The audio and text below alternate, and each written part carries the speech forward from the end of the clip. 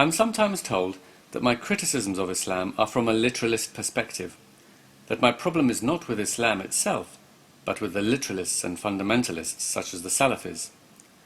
Many of my Muslim friends argue that the Quran is not meant to be read in a literal and simplistic way. They say that the passages about hell are metaphorical, or the verses about jihad are symbolic. Allah is using human language to convey a deeper spiritual meaning that cannot be conveyed in a simple way.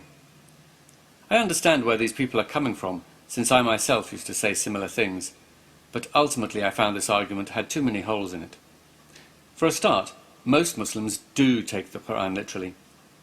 So if God's aim is to convey this deeper metaphorical meaning, then he has quite clearly failed.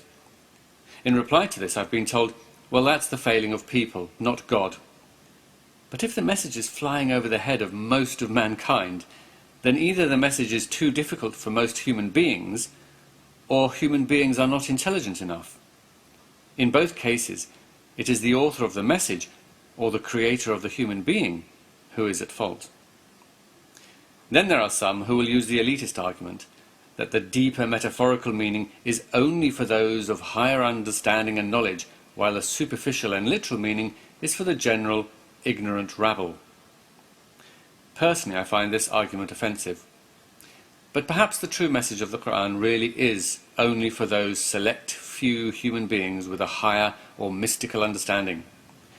I'm sure it makes those who hold such beliefs feel very superior to everyone. But that leaves an image of a God who doesn't really care about the vast majority of ordinary human beings. Or perhaps he has a special stupid people's heaven waiting for them. Another problem with the metaphorical argument is that it is extremely difficult to read many of these violent and cruel passages in any other way other than at face value. What deeper meaning can one give to the graphic descriptions of torture in hell that does not involve unbearable suffering and pain for what appears to be simply believing the wrong thing? Or how can one give slaying idolaters a symbolic meaning that doesn't end up being contrived? One example I heard recently was that the word wife in verse 34 of Surah An-Nisa, where God gives permission for a husband to hit his rebellious wife, really doesn't mean one's literal wife, but actually means one's personal creativity.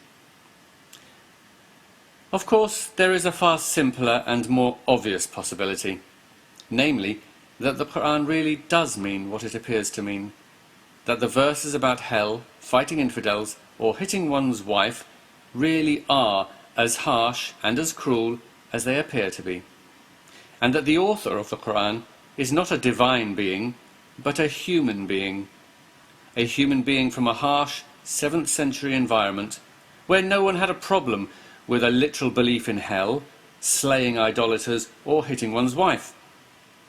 If there is a God, and he is indeed just and merciful, then he certainly cannot blame anyone for arriving at that conclusion.